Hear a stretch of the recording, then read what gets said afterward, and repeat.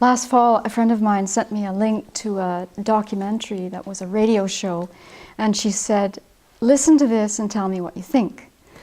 So this link is about a new rock star in Japan. So before you turn off this video recording, I'm not going to be a monastic talking about rock stars, but I want to tell you about this story and then all the questions it has raised in my mind, and it just is so wild. So there's this new rock star, and she became immediately famous in 2009, and her name is Hatsune Miku.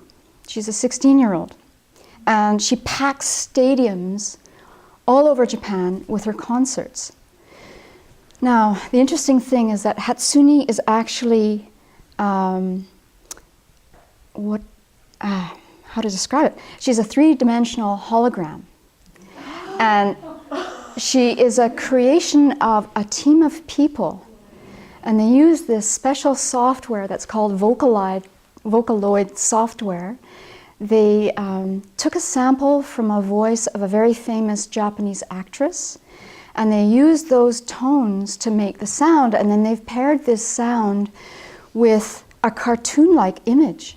And so this 3D image is selling out concerts all over Japan.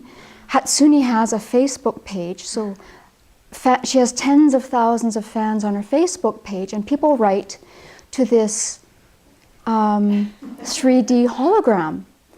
And so hearing this story just made so many questions come up in my mind. And then I had to go and see the video, so I'll have to confess that to Venerable Children when she's back.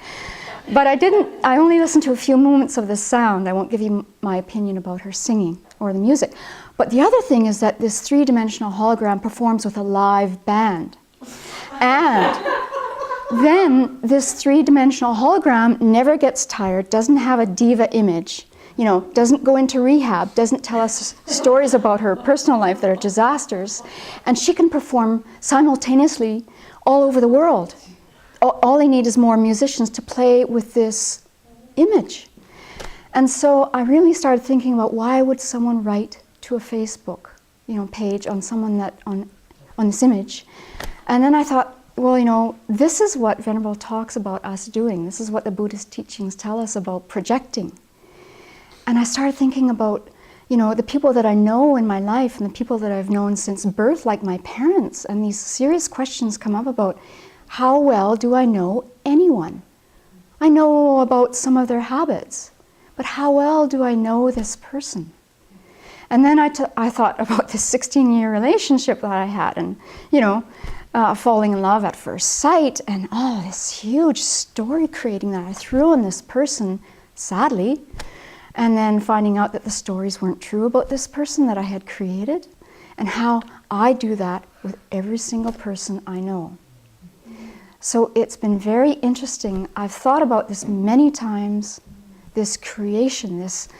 And so then I thought, well, how different are we from a 3D hologram? There's similarities, and there's huge differences, of course. But the similarities, are quite striking. Nothing there exists from its own side. So it's very easy to see with a 3D hologram.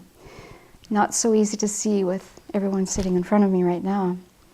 And then to refresh my memory about this wild story, I went online this morning, and there's a new star now, but she doesn't look like a 3D, or she's not a cartoon character.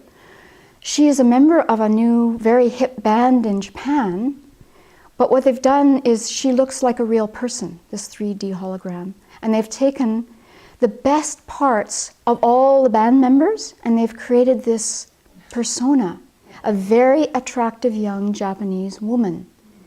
And so, unless you know who's who in the band, you would never know who is the hologram. So where are we headed with this technology? Can I make my own best friend in a few years? The best friend that will never disagree with me?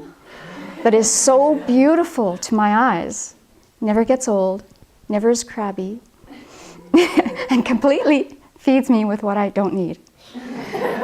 So it's been fascinating to think about. I encourage you to perhaps reflect on it too.